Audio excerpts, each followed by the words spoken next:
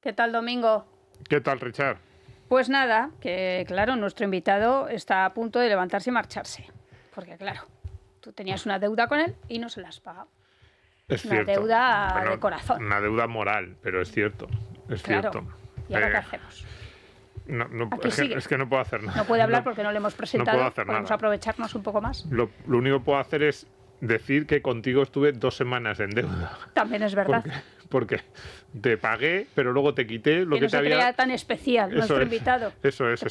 Te pagué, te lo quité y luego estuve 2 o 3 semanas sin devolvértelo. Así que es así. Mi vida es así. Me dio el libro de su editorial y a los 20 segundos me dijo, ¿te importa que te lo quite? Dije, no, soy hippie. Te dije, toma, este es tu libro, porque vamos a hacer el programa sobre él. Hicimos el programa sobre el libro, luego te lo quité y te dije, no te preocupes que te lo traigo. Y tardé como 3 semanas en traértelo. Ya. Pues algo así me ha pasado con nuestro invitado. Es inevitable. ¿Y unos polvorones no tendrás para compensar o algo? No tengo unas nada. garrapiñadas.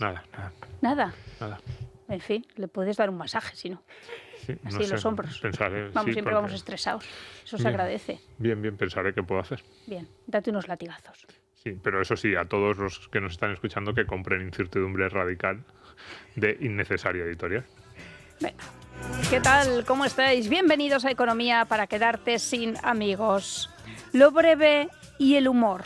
Hoy vamos con lo breve, con el aforismo liberal, con la greguería, esa asociación libre, no podía ser de otra forma, de dos conceptos relacionados, sentencias ingeniosas que contrastan la realidad con el pensamiento. En este caso, el pensamiento progre.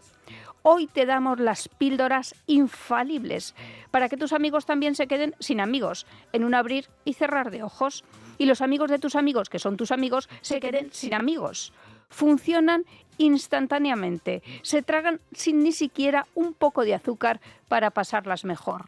Son deliciosas. Primera píldora, abre la boca y las orejas. Al capitalismo se le juzga según sus peores resultados, al socialismo según sus mejores intenciones. Otra, la izquierda le permitirá a usted todo, hasta cambiarse de sexo, pero nunca disponer de sus bienes. Ricas, ¿eh? Se habla de lo privado como si fuera de unos pocos y de lo público como si fuera de muchos. Es al revés. O se elogia a los empresarios cuando hacen donaciones porque devuelven riqueza a la sociedad, como si antes la hubieran robado. Escribe o dice nuestro invitado de hoy. Votamos cada vez más, pero elegimos cada vez menos. Y una muy tonta, como somos nosotros. En los concursos de belleza de la Escuela Austriaca de Economía, las ganadoras se llaman Misses. Misses, señora. ¿Qué tal? ¿Cómo estáis? Bienvenidos a Economía para quedarte sin amigos. ¿Qué tal, Domingo? ¿Qué tal, Richard? Hoy te he traído un clásico, Tom Petty. Bien. Que te sonará muchísimo, Tom Petty. Sí. Bueno, a ver, muchísimo no. Está en el Paso de la Fama, uno de los artistas que más discos ha vendido de la historia. Ya. Se hizo músico gracias a Elvis Presley y a los Beatles. Bien. O sea, claro, grandes referentes. Esta canción me suena, claro. Eso lo puedo decir. Buena música. Y hoy traemos también otro clásico de este programa. Hombre, un clásico en todos los sentidos. De hecho, es un clásico en un programa que también queremos que sea un clásico y que en parte aprende mucho de él, porque hoy tenemos ese programa que hacemos al final de cada año, que son los mejores audios del año, los mejores audios de los últimos 12 meses o los que más nos han llamado la atención. Y el otro día, pensando, oye, ¿cómo hacemos ese programa? Creo que ya es la 3ª o 4ª edición de este programa, dijimos, no hay nadie mejor para eso que el que inició eso. O sea, si hay alguien en España en el que nosotros pensamos y decimos, ¿quién es el mejor comentarista? Por supuesto. De audios, de absurdos económicos, por escrito y en la radio también. Yo recuerdo las columnas sobre las tonterías económicas que escribía en Libertad Digital. Pues no hay nadie mejor que Carlos Rodríguez Brown, que además ha publicado un libro que se llama Greguerías Liberales y que cada una de ellas es como un resumen de esos audios. Sí, eso sí. No como tu libro. Es verdad, yo lo tengo y no le he podido dar mi libro al profesor Rodríguez Brown. ¿Qué tal, profesor? Hola, ¿qué tal? Pues encantado de estar aquí como siempre. En este programa solo podemos aspirar a ser Carlos Rodríguez Brown. No solamente por hablar de economía, sino por el tono que tiene. Sí. Inauguró en la radio, en la comunicación, este tono al que nosotros, pues eso, solo podemos seguir. Pues muchísimas gracias. La sonrisa es fundamental. Y acaba este libro de Greguerías diciendo: este libro que nadie pidió, pero todos necesitaban, fue terminado justo a tiempo para su envío a imprenta en mayo de 2025, gracias al heroico esfuerzo de su autor, su ilustrador, su editora y una inusitada ausencia de políticos alrededor. Todo ello sin subsidios, sin cuotas y milagrosamente sin la intervención de ningún ministerio. Cualquier parecido con la realidad es, como siempre, deliberado. Es un genio hasta para cerrar el libro. Pues ahí lo tenemos y yo creo que nos va a servir muy bien para escuchar esos audios, porque el profesor ya lleva muchos años señalando y metiendo el dedo en la llaga, comentando esas incoherencias, porque es verdad que casi todos los audios son de nuestra izquierda, a la que adoramos en parte, porque es que La que tanto debemos. tanto es nuestro trabajo y a mí me gustaría acompañarnos de los comentarios del profesor y de las greguerías para comentar pues lo que dice gente como Irene Montero y Keke. No sé sí, de la SER creo que es. Sí. Keke, se ha quedado con Keke desde pequeño. ¿Quieres que les escuchemos? Claro. Venga, vamos allá. Casi toda la legislatura que Podemos estuvo en el gobierno, los precios estuvieron intervenidos. No bajamos el precio, pero bajaron porque estaba el precio intervenido, lo cual demuestra que... Sí. Pero ya yendo o sea, el tema de intervenir en el mercado funciona. ¿Sabes? El tema de topar precios y de las empresas públicas funciona. Hombre, es que no, yo creo que no hay otra. Yo también creo que no hay otra. Para que baje la locura en la que estamos de vivienda, sobre todo el alquiler también, ¿qué vas a hacer si no intervenir? No, si los propietarios son todos maravillosos y seguro que... Es que no hay otra para bajar el precio y los alimentos también. Si es que quienes se están llevando todo es como, vamos... Unos beneficios, 37% más de beneficio. Lo siento. No, le vamos a meter un pitido ahí ahora mismo. No, un pitidito. Si ya hemos hablado mal. Perdón, si no es por mal, pero es que es verdad que los productores están muchas veces vendiendo casi a pérdida y que se lo llevan las empresas de distribución.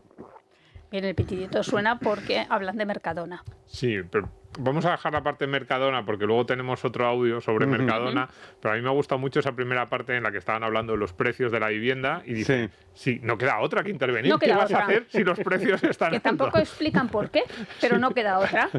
Queda otra, profesor, es que no queda, es que es inevitable. ¿Cómo vas a evitar la intervención? Desde luego, es una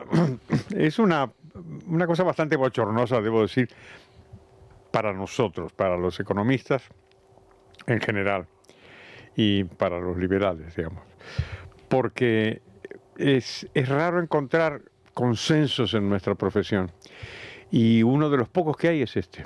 Es uno de los pocos consensos que hay, es que el control de los precios no funciona y que cuando controlas el precio de una cosa, generalmente esa cosa desaparece, disminuye su número o disminuye su calidad, pero el resultado es malo, ¿no?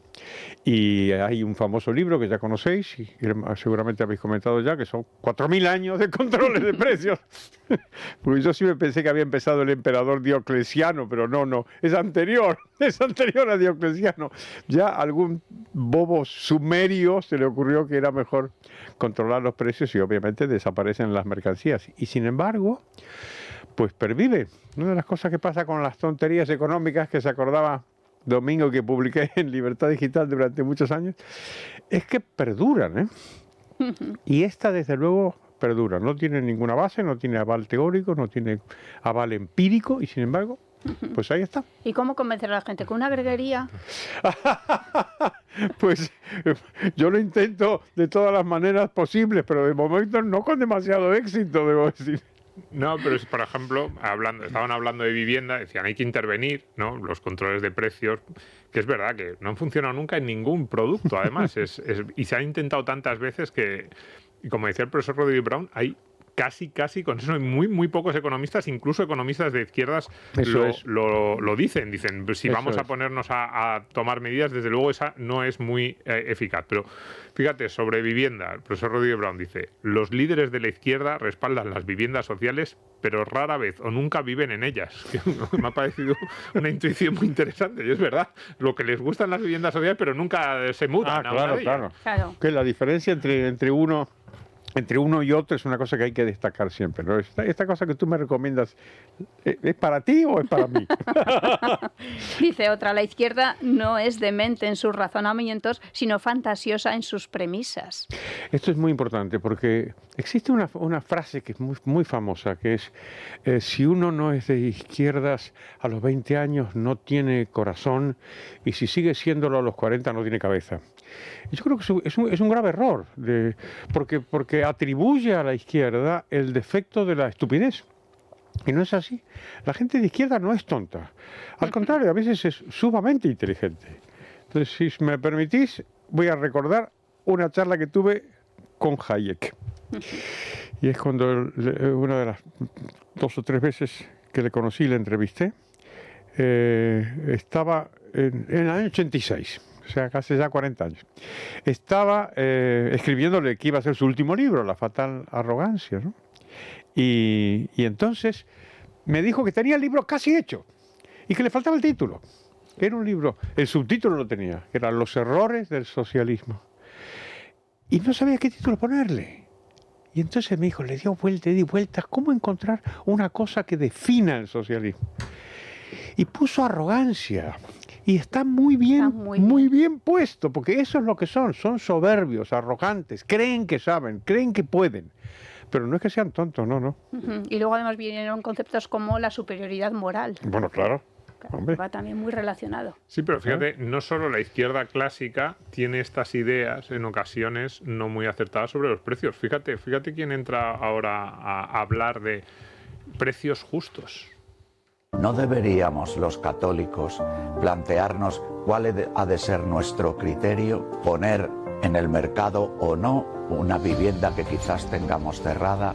Si la ponemos en el mercado, estar dispuestos a aceptar quizás un nivel de renta menor que suponga, sí, una justa retribución a un dinero invertido, pero que no se someta a las reglas coyunturales de un mercado que nos pueden dar una oportunidad, pero suponen para otros una barrera casi imposible para poder llevar una vida digna, para poder constituir incluso una familia, para abrirse a la vida y poder ser familias numerosas.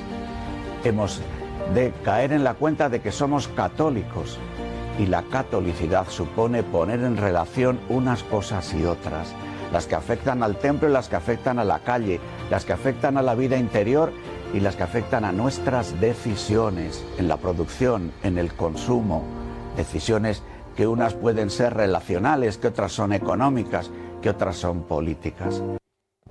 Qué bueno. Es Luis Argüello, que es arzobispo de Valladolid, presidente de la Conferencia Episcopal. Qué bueno. Pues ahí es uno de los grandes temas del liberalismo, que es el desencuentro con la religión. Ahí debo decir que las culpas están repartidas en ese desencuentro. Hay culpas por parte de los religiosos que no han querido aceptar los argumentos liberales, pero también hay culpas de los liberales. Los propios liberales, sobre todo en el siglo XIX, tuvieron ingenuidad y arrogancia. Pensaron, por ejemplo, que era bueno expropiar a las órdenes religiosas. Tenemos pendiente programa. Tuvieron la fantasía de que el Estado, se podía permitir que el Estado expropiase la tierra de algunos, y después ya podemos confiar en que el Estado se iba a quedar tranquilo, ya no iba a seguir expropiando la propiedad de nadie, ¿no? Eso fue una ingenuidad terrorífica, ¿no? Y la otra es la idea de la educación. Pensaron que era malo que la educación estuviera en manos de la Iglesia, y al final terminó en manos del Estado. Si hay un ejemplo de ir de Guatemala a Guatepeor, pues ese es el ejemplo, ¿no? Pero aquí lo que me interesa en el caso de la religión es explicar algunas cosas, ¿no? Primero, lo de las buenas intenciones. Ojo con las buenas intenciones cuando estás hablando de fenómenos complejos. Y la economía es relativamente compleja. Entonces no se puede arreglar con buenas intenciones, que como bien sabemos, pues el camino al infierno está empedrada con ellas, ¿no? Y otra cosa que hay que señalar. Habitualmente existe la idea de que la religión es antiliberal, ¿no? Y esto es un error, ¿no? Esto es un error. La religión lo que tiene es elementos de antiliberalismo y también de liberalismo. Y una de las cosas que se han hecho, hablando de los precios, es reivindicar a la escuela de Salamanca. Claro que cuando hablamos de liberalismo, pues pensamos en, no sé, en el siglo XVIII, pensamos en los ingleses, los escoceses. No. Esto es anterior, ¿eh? Esto es anterior. Y los señores de la escuela de Salamanca, que eran curas, eran católicos y curas, estudiaron economía y dieron unas ideas brillantísimas sobre la economía de mercado en el año 1600. Y una de las cosas que intentaron descubrir es cuál es el precio justo, el mismo que comenta Monseñor Argüello, que hemos escuchado. O sea, es el mismo problema, ¿no? Y lo que descubrieron es que el precio justo, en la mayor parte de los casos, es el precio de mercado. Año 1600. Quiero decir, dejemos de pensar en la Iglesia y la tradición cristiana como si fuera un bloque petrificado de antiliberalismo, porque no es así. Están mezcladas todas las cosas y además me parece bien que esté mezclado. Lo que digo, si está mezclado, reconozcamos las dos tendencias, ¿no? Y yo creo que esto es un punto de enorme importancia. Y ahí también soy relativamente optimista en el sentido de que lentamente, muy lentamente, ha habido en estos dos mundos, del liberalismo y de la religión, una aproximación en los últimos tiempos. Y a lo mejor, pues cuando yo era pequeño, el Instituto Acton, por ejemplo, o el Centro Diego de Covarrubias en España, que quieren conectar el liberalismo con la religión, eran algo imposible, inconcebible, pues ahora existen, y hay religiosos que se acercan al liberalismo y liberales que se acercan a la religión. Y que entonces pueden matizar las ideas de Monseñor y explicarle que igual pues esto es más complicado y que si uno pues no deja que funcione la libertad tiene consecuencias que pueden ser muy negativas o que pueden perjudicar precisamente a las personas que uno quiere beneficiar, este tipo de cosas que no son intuitivas y que los liberales podemos y los economistas podemos explicarlas mejor, yo creo. Ha habido una reciente polémica a raíz de un artículo en el que acusaba al liberalismo desde el catolicismo de relativistas morales. Porque incluso como el origen del actual wokismo. Sí, eso es una cosa que también algunos liberales han tenido culpa, ¿eh? Han tenido culpa, digo para no ponernos estupendos, hay que reconocer culpas de los dos lados, ¿no? Pero esta idea de que el liberalismo está reñido con la moral, desde luego lo que hace es ignorar cómo se llamaba el primer libro de Adam Smith. O sea que la teoría de los sentimientos morales, ¿no? Y la idea de que el liberalismo es un mero artefacto, ¿no? Es como el mercado. El mercado es un mero instrumento, es puro utilitarismo, donde se maximizan beneficios y se minimizan los costes, y aquí no hay valores, ni hay... Pues eso es un camelo. Es verdad que algunos liberales y algunos economistas, sobre todo de la escuela neoclásica, son responsables de esto. Pero bueno, ahí se puede señalar y decir, oiga, que no todos algunos somos más iguales que otros.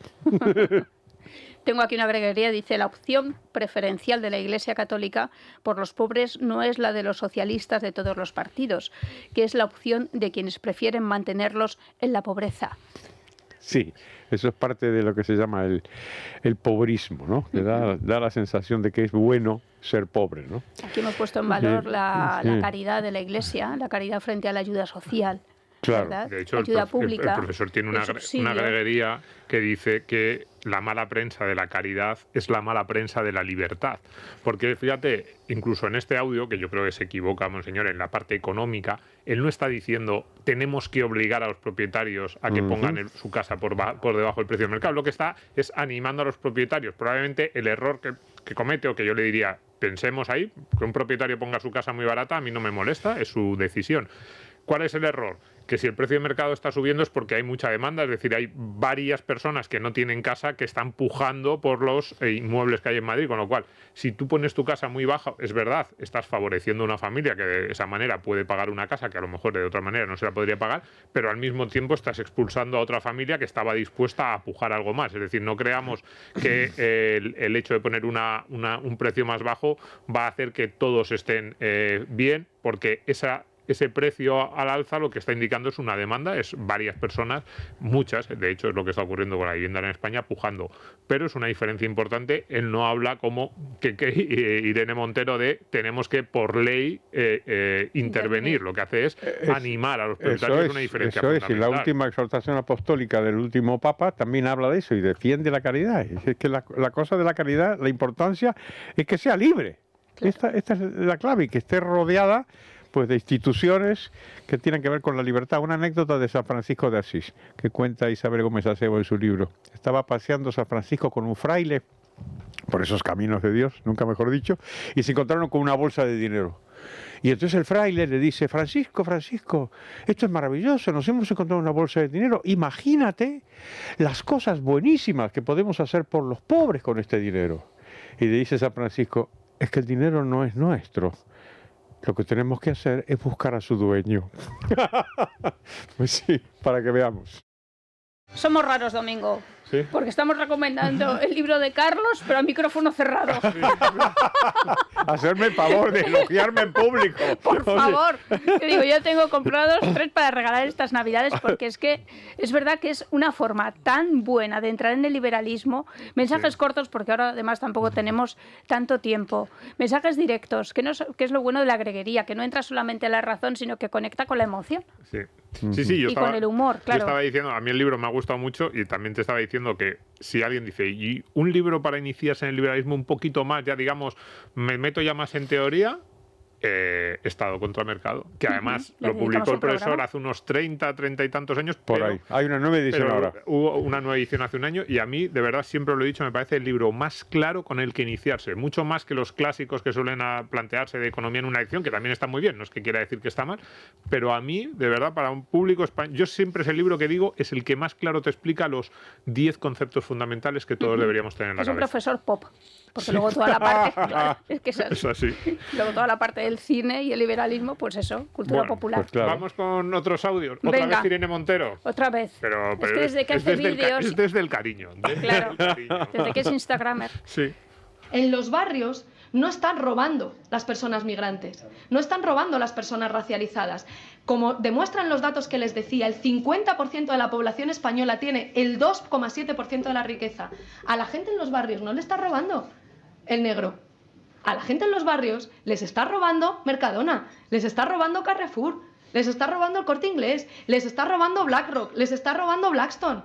Les están robando los grandes fondos, las grandes distribuidoras de alimentos, las grandes empresas energéticas, que están poniendo los precios por las nubes a costa de sus derechos. Y por tanto, yo creo que ninguna persona que sea de izquierdas se puede permitir hacer un discurso en el que no trate a una persona y a un ser humano como un ser humano, sea cual sea el color de su piel. En fin, personas racializadas. Yo comprendo que es una joya, sí, yo comprendo que os guste, porque es difícil reunir, ¿no?, en tan pocas palabras tantos errores, ¿no? Y sobre todo tantos errores que no han sido gratuitos, ¿no? Quiero decir, esto no son tonterías que decimos así tranquilamente en la barra de un bar, ¿no? La idea de atacar la propiedad y atacar las empresas, ¿no?, porque se supone que son malvadas y ponen unos precios caros para jorobar al pueblo. Esta idea se ha llevado a la práctica, acabando con las empresas, ¿eh? Es que esto que dice Irene Montero, esto se ha probado, ¿eh? Acabar con las empresas, acabar con el comercio y tal. Oye, y el resultado fue brutal. O sea, todos los países en donde se ensayó esto de acabar con las empresas fueron todos económicamente miserables y todos políticamente tiránicos. O sea, el genocidio. Entonces, no son tonterías gratuitas, ¿eh? Son errores con gravísimas consecuencias. ¿Para quién? Para esas personas que precisamente ellos quieren defender. Sí, es verdad. Es que se ha probado. Sí, pero claro. fíjate, termina el audio de Irene Montero diciendo: nosotros queremos tratar con dignidad a todas las personas sin importar su raza, los vemos a todos ellos como una persona, intuyo que salvo a los empresarios, porque a los empresarios en la primera parte del audio los ha pintado como unos ladrones. Yo me estaba imaginando a Juan Roch, no sé, asaltando con un pasamontañas en los barrios, porque dice, a la gente le roba Mercadona. Fíjate, Greguerías del profesor Rodríguez Brown dice: en el mercado el que paga manda, en el Estado el que cobra manda. Fíjate la diferencia de lo que defiende Irene Montero a la realidad, porque claro, cuando dice Mercadona roba, lo primero que uno piensa es, hombre, Mercadona quizás te puede robar la primera vez que entras, por poniéndote un precio disparatado con unas condiciones. Claro. Pero después no vuelves, ¿eh? Claro, tanta gente todo el día entrando a los Mercadonas, yendo día tras día, semana tras semana, y le roban. Pues fíjate, ¿cuál es la diferencia de Mercadona? En Mercadona, ¿quién manda? Quien decide si entrar o no entrar y si coger cada uno de los productos del estante. Y sin embargo, en el mercado te obligan, el que cobra manda. Pues eso no lo ha entendido Irene Montero. Es que es más barato comprar en Mercadona. Eso sí que se puede. Eso hay que explicarlo una y otra vez, porque la izquierda y en general el antiliberalismo parte de la suma cero, es decir, si alguien gana es que otro tiene que perder. Y entonces ahí tenemos una vía para entrar los economistas. Por cierto, hablando del libro, hay que hablar de mi compañero ilustrador. Sí, por favor, de Rafa Sañudo. Este es el único libro que he escrito con un dibujante, con Rafa Sañudo, un gran dibujante, gran diseñador. Además, yo creo que ha captado bastante bien el espíritu de las greguerías, porque los dibujos son muy económicos, son muy sintéticos, ¿no? Sí. Y hay que hacerle un homenaje. En la portada está la viñeta del socialismo es tan antiguo como Caín, y dice el perrete, y va a durar tanto como la envidia. Eso es, la envidia es esencial en el socialismo, ¿no? Pero Más fíjate, greguerías, dice, el proteccionismo protege a una minoría de productores a costa de una mayoría de consumidores. Asombrosamente lo aplauden muchos que se dicen progresistas. Claro, y lo más reaccionario que hay.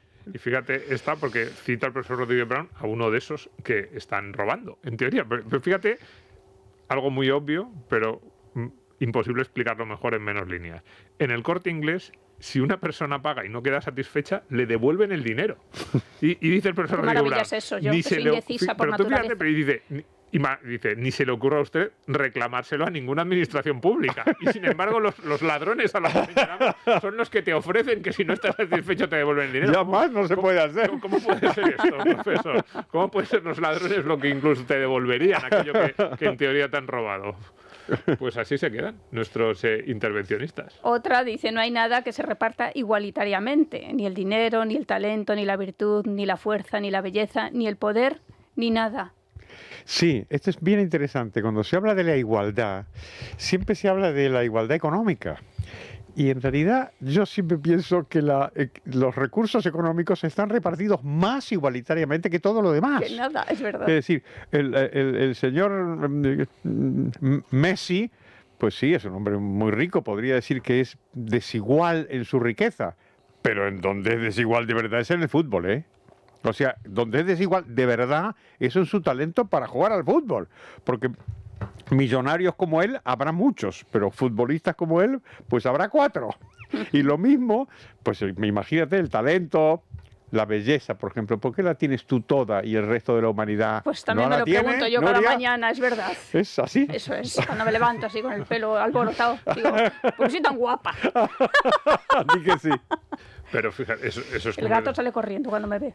Pero fíjate que este discurso, no sabemos, un poco para Irene Montero, va el siguiente audio para que no esté tan enfadada con los dueños de Mercadona, del Corte Inglés, de Carrefour. Fíjate lo que dice el dueño de Mercadona. Ah, es que habla, tiene voz, Juan Roch. A veces habla. Hay empresarios que hablan. Sí, pero mira lo que dice. A ver. Tenemos que ganar dinero. Tenemos que obtener beneficios. Ahora, si tu principal propósito son los beneficios, no es saludable. Ganar dinero es bueno, es necesario, es obligatorio y es satisfactorio. O sea, lo lleva todo. No ganamos dinero, ¿cómo vamos a satisfacer al trabajador? El problema no es pagar mucho. Para mí el problema es cómo se gestiona. Pagar impuestos es una cosa muy buena y muy sana y hay que estar muy orgullosos. Pues igual que te toca ir al supermercado y pagar, hombre, no lo haces con mucho gusto. Tenemos que pagar impuestos. El pagar impuestos es una cosa muy buena, ¿no? Sentirnos orgullosos de ser empresarios. Y claro, tenemos que salir del armario. ¿Y por qué? Un poco una de cal y una de arena, ¿no? En este audio. Eso es, pero ¿por qué es que no le gusta a Irene Montero, un hombre que saluda a los impuestos? Yo no sé qué más. Es verdad. ¿Sabes por qué sospecho? Porque nunca es suficiente. Es decir, nunca es suficiente. Una persona que es rica de entrada es sospechosa para el antiliberalismo, tanto de izquierdas como de derechas, ¿eh? Entonces son sospechosos. Y debo decir que en algunos casos pasa con Roig, pero yo creo que sobre todo pasa con Amancio Ortega. Es que lo odian, o sea, lo odian a Amancio Ortega. Yo siempre digo, no debe ser solamente porque es rico. Yo creo que lo odian en realidad porque empezó a trabajar a los 14 años. Ni media broma, ¿eh? Ni licenciatura, ni máster, no es profesor como son todos estos supuestos salvadores de la humanidad. A los 14 años empezó a trabajar. Han ido aplazando además. Su primera mujer, con la cual hicieron Inditex, Rosalía, empezó a trabajar a los 12 años, de costurera. Y estos inútiles se meten con ellos, ¿eh? Los odian. Odian porque es el ejemplo mismo de la prosperidad. Y que pueden prosperar, como decía Domingo, ayudando al prójimo, hombre, no obligándole a que compre en Zara. Sí, una idea muy interesante, otra agregaría. Los empresarios no son los mayores benefactores de la sociedad cuando donan su fortuna, sino cuando la crean. Que a mí es la parte del audio de Juan Roig que más me gusta, cuando dice ganar dinero es obligatorio. Claro que sí, porque es una forma de determinar si estás utilizando bien o no los recursos escasos a tu disposición, y es la mejor prueba de que lo que estás haciendo está bien, hay clientes satisfechos y les estás generando valor a esos clientes. Pero es muy complicado. Parece que los empresarios, si son buenos, es solo porque han ganado mucho dinero y luego donan su fortuna, hacen obras de caridad, cuando en realidad lo que realmente hace que los empresarios sean benefactores de la humanidad es la generación de beneficios, que es la demostración del buen uso de esos recursos escasos. Pero eso no lo comprende nadie, profesor. Es una de las ideas más complicadas, quizás. Pues quizás lo más importante. Sí, lo más importante es que el acuerdo, el contrato en el mercado es un acuerdo de suma positiva. Es decir, que tienen que ganar los dos. Porque si no ganan los dos, como decías tú, Domingo, pues tú no entras al supermercado. Porque si te engañan o te estafan, no entras. Pero si entras, es porque tú te beneficias también. Y esta idea, pues sí, es complicado, pero habrá que repetirla, digo yo, ¿no? Digo yo, mira, otra agregaría sobre impuestos, la intoxicación antiliberal es tan poderosa que se ha dicho seriamente que España tiene un problema con los impuestos, y es que son demasiado bajos. Ah, sí. Esto es lo que se llama la armonización. Me encanta, la retórica es maravillosa, la armonización. Cuando uno habla de armonización fiscal, nunca es para bajar los impuestos, siempre es para subirlos.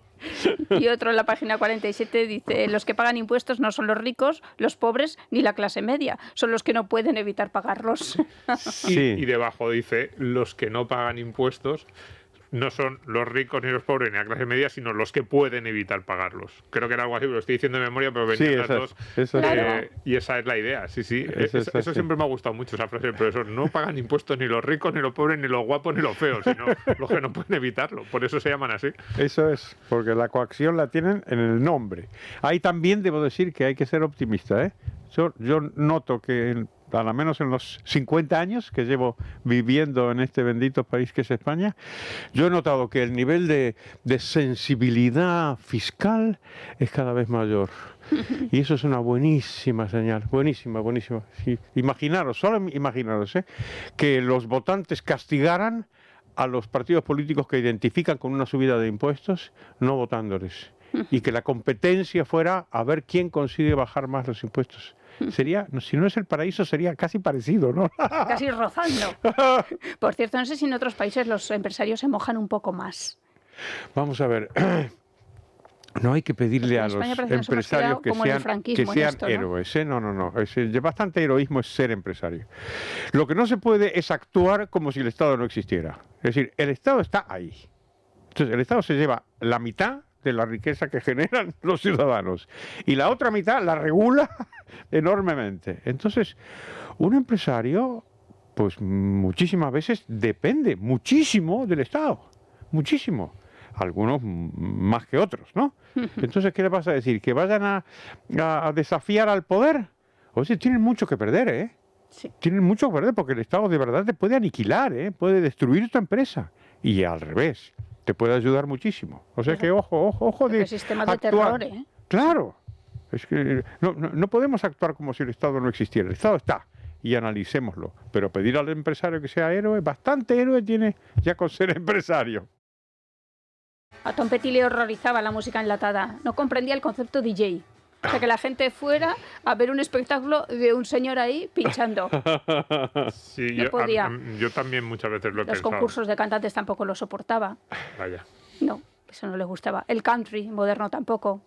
Bien. Le gustaba más el country clásico. O sea, era un poco así gruñón. Sí, Bien, tenía eso, sus preferencias. Que en esta vida hay que tener preferencias. Sí, luego hay que cambiarlas cuando te venga bien, pero oye. Y no nos hay que importa tener tampoco. Nosotros opinión. también somos un poco, yo sobre todo, un poco gruñón. Así Sí, tú que no más, pasa nada. es verdad. Sí, la gente lo comenta. No pasa nada.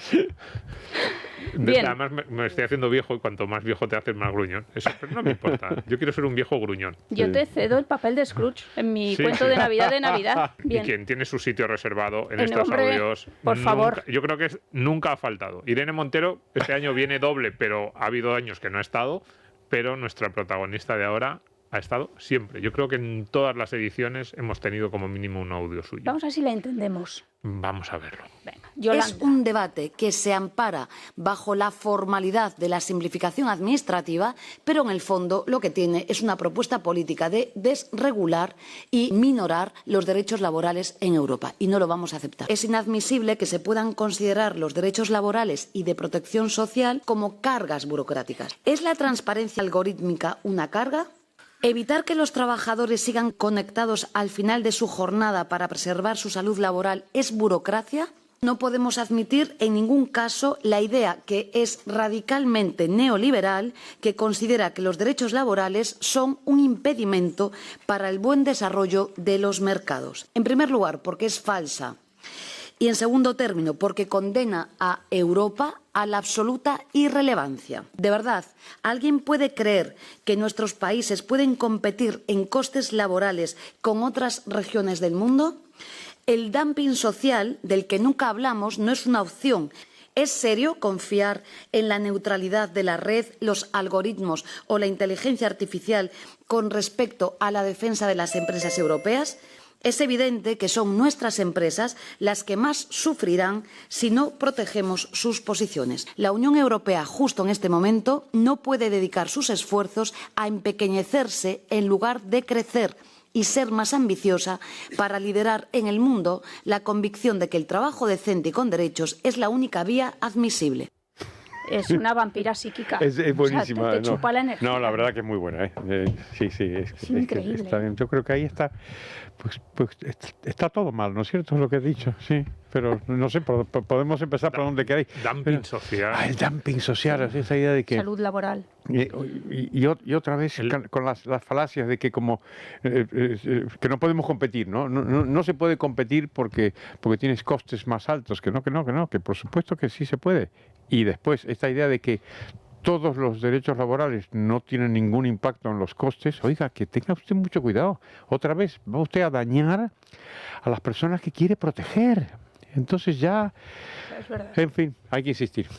Eso es muy importante. Yo, de hecho, he cogido el audio casi por esa primera parte, porque empieza diciendo, es burocracia tener que controlar las horas de los trabajadores. Pues sí. Claro, fíjate, incluso puedes llegar a la conclusión de que es necesario. Eso sería otro debate, pero que para las empresas eso es un coste. Tienen que poner un software, tienen que poner a una persona encargada de medir las horas que están haciendo los trabajadores, de controlar si los trabajadores están haciendo o no están haciendo. Claro que es burocracia, claro que es un coste. Puedes llegar a decir que el coste está justificado, pero no me niegues lo obvio, pues lo niegas. Pero parte del credo antiliberal es que ignoran los costes. Es que no les importa. Y sobre todo ignoran los costes de las empresas. E incluso tienen la fantasía de que si les sube los impuestos a las empresas, los trabajadores no padecen. No se crea, señora. Dos greguerías imprescindibles en ese sentido. Venga, yo tengo otra. Dale. A lo mejor es la misma. Imagínate. Mira, se da por supuesto que el empresario explota al trabajador.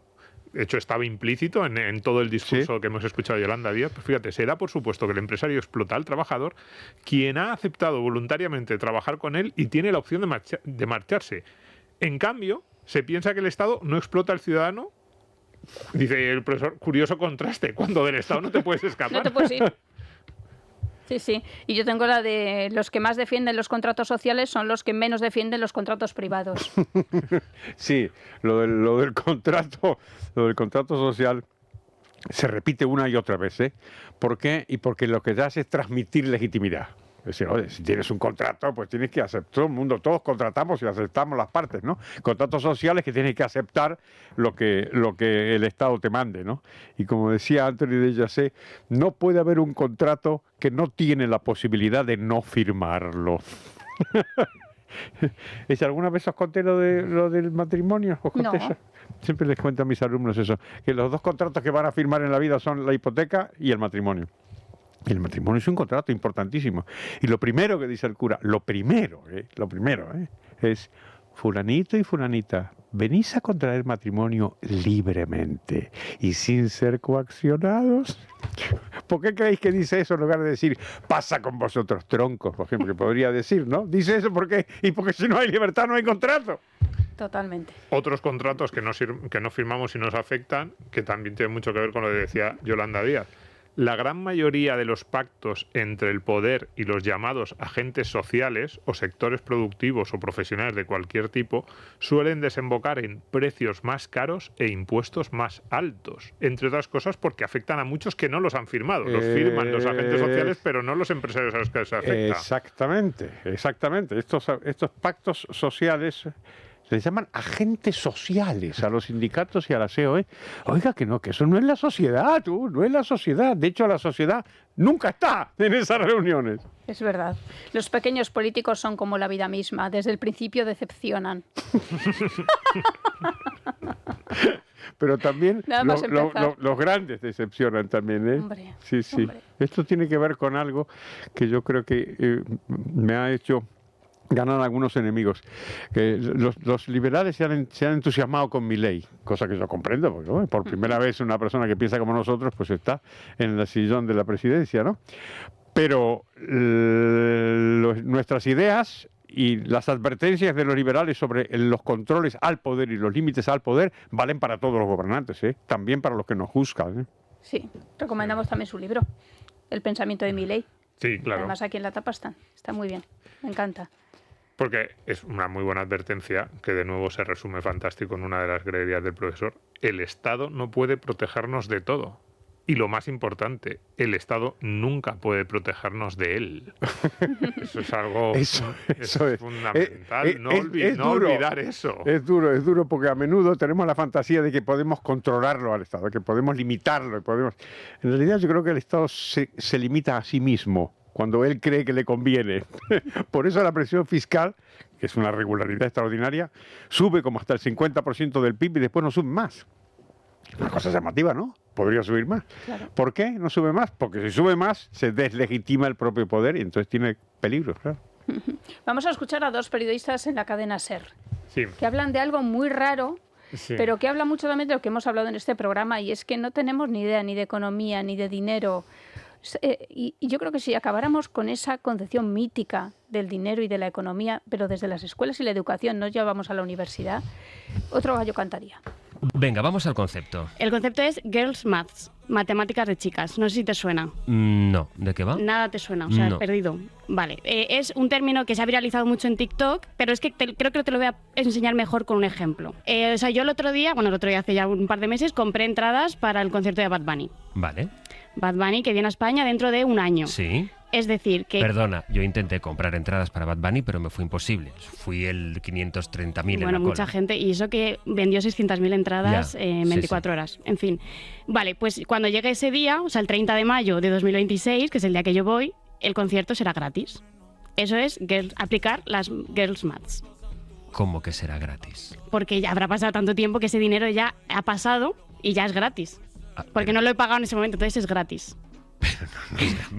Perdona. Estas son las Girls Maths. Entonces, pero no es gratis, sí, lo es has gratis. pagado. Otro ejemplo, ¿vale? Cuando tú pagas en efectivo... Pero es que no es verdad, ¿cómo va a ser gratis? Tú lo has pagado, pero mírate cómo dice que sí, que es sí. Gratis, es que te sale que se ha amortizado, ¿queréis decir? Sí. No, es gratis. No. Es gratis, porque tú tú vas y ya está pagado.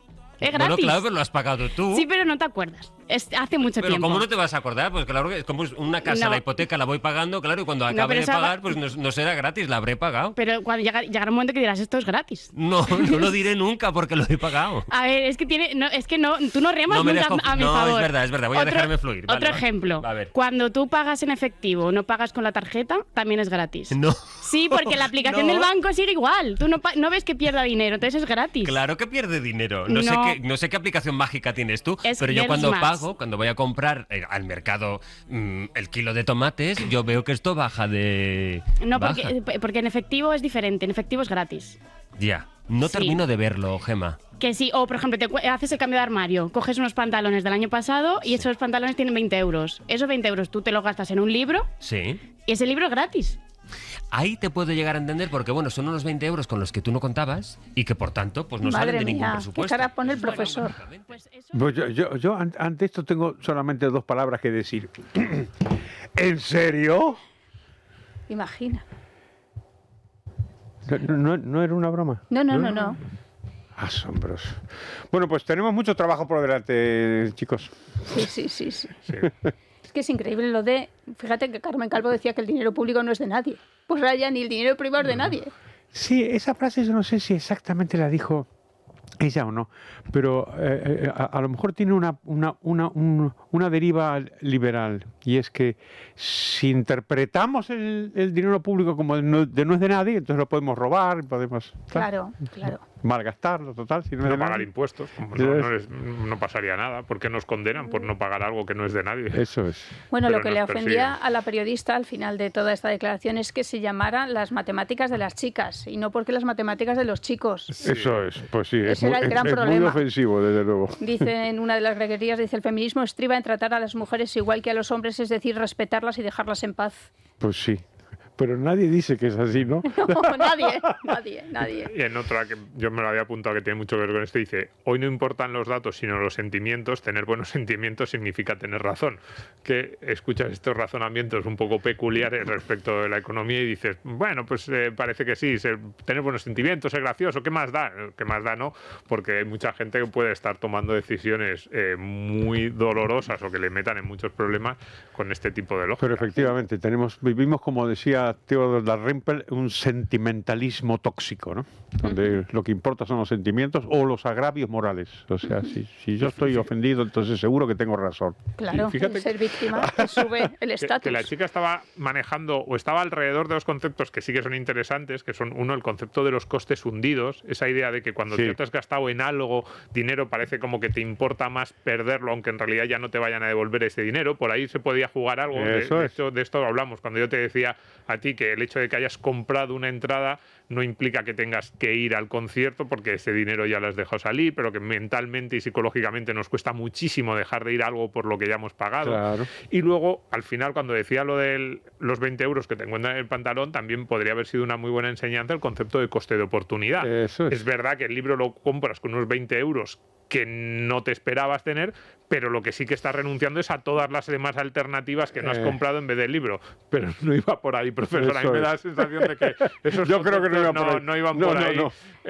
Las dos ideas, pero me hizo mucha gracia. Es que yo creo que ha sido el audio que yo más he visto comentar en Twitter y mucha gente, esto lo tenéis que comentar a final de año. Y sí, es curioso lo de las matemáticas de las chicas. Se lo merece, sí. Y desde luego de chicas no. De chicas no. De chicas no. ¿Qué relación tenemos con el dinero?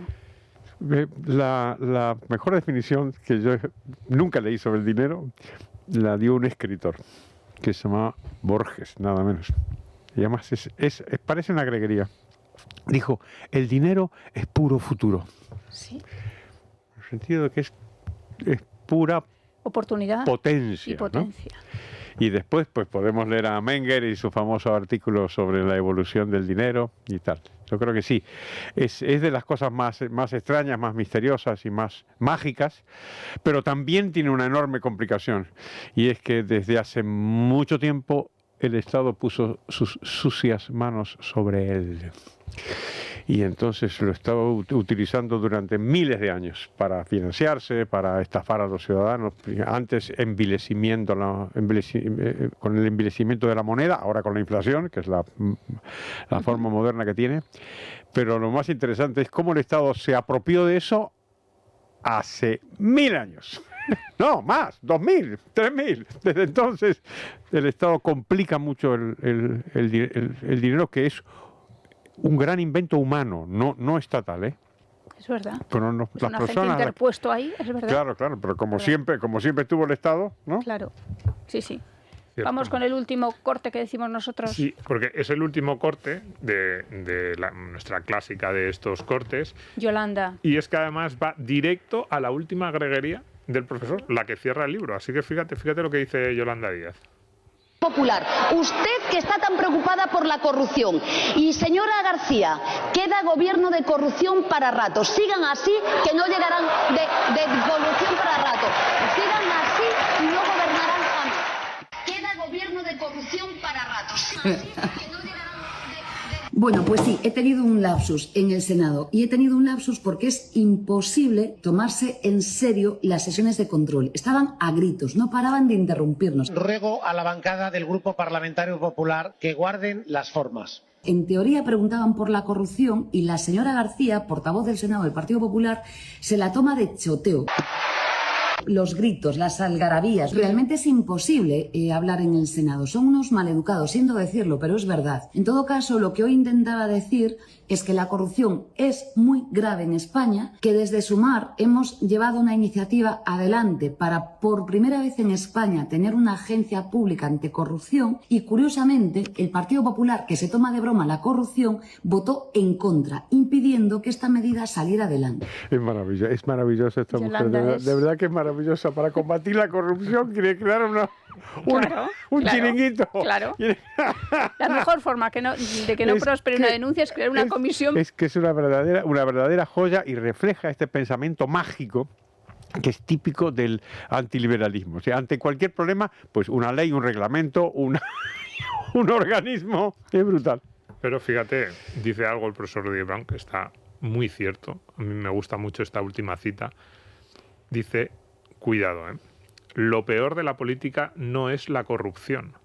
¿Se imagina usted algo peor que un gobierno opresivo y encima incorruptible? Claro, eso sí que da miedo. A mí eso me da mucho más miedo a que metan la mano en la cama. Es parecido al infierno, es verdad. Ese es un consuelo que nos queda. Como roban, pues entonces podemos ponerlos a caer de un burro. Pero imaginaros que fueran todos réplicas de la Santa Madre Teresa de Calcuta. Roban y son más bien inútiles también haciendo el mal. En ocasiones, yo creo que eso es lo que nos salva. Que no son muy eficientes tampoco haciendo el mal. Eso está bien. Y que en ocasiones les podemos intentar que hagan menos mal pagándoles, sobornándoles o de cualquier otra forma. Eso es. Fijaros una cosa optimista también. Las dos protagonistas más importantes que hemos tenido, que son Yolanda Díaz y Irene Montero, representan dos fuerzas políticas que, desde luego, lo que no gozan es con respaldo popular, ¿eh? Eso debería animarnos, ¿no te parece, Nuria? Para terminar el año así con una alegría. Pero Sánchez no puede salir a la calle. Que yo creo que es lo que peor lleva, ¿eh? Exactamente. Tenemos un presidente del gobierno que no puede salir a la calle. ¿Qué te parece? Si no es una señal de que la gente no se le puede engañar mucho. Dice el profesor, la política es a menudo mentira, pero nunca es teatro porque los actores avisan que van a fingir. Sí, es que yo soy, como sabéis, o si no sabéis os lo digo, actor. Yo soy un actor aficionado de la compañía de Antonio Garrigues Walker, que todo el mundo lo conoce como jurista, pero yo lo conozco como dramaturgo. Y entonces durante años hice teatro con él. Y siempre me ha molestado eso, de que cuando un político es un mentiroso le dice, está haciendo teatro. No, el teatro no, está mintiendo. El teatro es muy diferente, el teatro te miente, pero te pone un cartel en la puerta que dice, hoy Nuria Richard va a ser Ofelia. Pero tú vas al teatro y ves a esa pobre niña torturada, enamorada de Hamlet, y tú sabes que es mentira, claro. Porque es Nuria Richard, ¿ok? Claro. Pero te avisó antes, no te miente, ¿vale? Por eso hemos dicho siempre que es mucho más peligroso el informativo que la revuelta, por ejemplo. Porque la revuelta, sabes que es un circo, entre comillas, pero un telediario es que parece que es en serio lo que te están diciendo, ¿no? Eso es. Parece que te está informando de verdad de la objetividad. Y lo que es en serio son los impuestos que te pagan para financiar. Dice, si hay algo que provoca en la izquierda más irritación que un hombre libre, es una mujer libre. ¿Te ha gustado eso, Nuria? Y sobre progresismo hay muchísimas. Sí, pero no podemos leerlas todas. No, porque si no, no, porque la gente tendrá que comprar el libro. Tienen que comprar el libro, claro. En fin, pues nada, hay que dar las gracias al profesor porque haya vuelto a estar en Economía para quedarte sin amigos. Sí, ya la tercera o la cuarta vez. Ya no sé cuántas veces van. Tropezáis más de 2 veces con la misma piedra vosotros. Pues le queremos mucho, profesor. Igualmente, millones de gracias. Pues nos vamos. Decía Ramón Gómez de la Serna, el creador de las greguerías, que las greguerías, deben tener raíces entrañables en la realidad. Sí. Y estas las tienen. Nosotros nos empeñamos en hablar de la realidad y de las consecuencias que tiene ignorar constantemente la realidad. Sí, es que, ese es uno de los principales males de la política, no solo es el poder y todo lo que se supone, sino que es verdad que ignora muchas ocasiones. Dicen, no, pues vamos a hacer, en los primeros audios, vamos a poner un precio máximo, ¿vale? Si eso lo puedes hacer. Pero lo que no puedes hacer es evitar las consecuencias del precio máximo. Y sin embargo, no, pues ya está, como ponemos un precio máximo, la realidad se va a ajustar a mis deseos y la realidad no se ajusta a tus deseos. Y eso nuestros intervencionistas, nuestra izquierda, no acaba de entenderlo. Para nada. En fin, el libro se abre con esta greguería. El liberalismo es el Estado de Derecho, el antiliberalismo es el derecho del Estado. Muy cierto también. Yo lo recomiendo. Y además para regalar. Sí, es un libro, se lee muy fácil, pero sobre todo es el típico libro que te hacen reflexionar sobre un montón de aspectos que es muy difícil a veces de comunicar, que la izquierda tiene esa facilidad. Y es un libro, lo decías tú antes, muy de nuestra época y muy para tener ideas de prácticamente todos los temas económicos y que te resumen en una frase, que te dejan pensando, que ves más allá, porque la frase casi siempre tiene una segunda vuelta, que ves más allá. A mí me ha gustado mucho el libro de Greguerías Liberales del profesor Rodríguez Brown, Ideas afiladas para tópicos blandos, de la editorial Lit. Nosotros tenemos aquí una segunda edición. Eso es. Pero que lleguemos, no sé. A la quinta, a la sexta, lo que haga falta. Y las ilustraciones es verdad que son muy económicas, que la economía también es un concepto que se utiliza mucho en el teatro. ¿Tú lo sabías? Comunicar con economía. Sí. O sea, con lo mínimo posible. Sí, eso me parece bien. Para ser muy efectivo. Muy preciso. Me gusta eso. Eso es. Pues nada, que muchas gracias a todos por estar ahí. Que en Navidad, ¿cómo vamos? En Navidad, ¿cómo vamos? ¿Cómo vamos de la Navidad? de rojo, con un sombrero de Papá Noel. ¿Qué pregunta con un es esa? jersey de lana. Pues también se ríe como diciendo, yo voy igual con mi corbata. Vamos normal, sí. No, en principio, salvo que haya sorpresas, no vamos a dejar de emitir ninguna semana. Cada sábado estaremos ahí con todos nuestros seguidores, porque ahora que nos han dado un premio, que lo tienes ahí encima de la mesa todo el programa. Lo he puesto, se ve bien, ¿no? Evox, por la tele también. Que ya llevamos unas cuantas semanas diciéndolo y sintiéndonos muy orgullosos, pues nosotros vamos a intentar no fallar. Podría ser porque siempre hay problemas de calendario, pero yo creo que no. Creo que este año vamos a conseguir seguir emitiendo todas las semanas. Es un premio muy bonito y además todo el que lo coge dice, uy, cómo pesa. Pesa una barbaridad, eso es verdad. Y eso dices, uy, pues debe ser muy bueno. Eso es que es bueno, eso es que se han gastado bien el dinero. Un premio de peso. Bien. Pues nada, que muchas gracias a todos por estar ahí, que estamos todos los sábados en todas las plataformas de podcast y luego en Es Radio en directo pues los domingos a las 12 de la noche. Eso es. Un abrazo enorme a repartir. En Es Radio, Economía para quedarse sin amigos. Un podcast de Libertad Digital.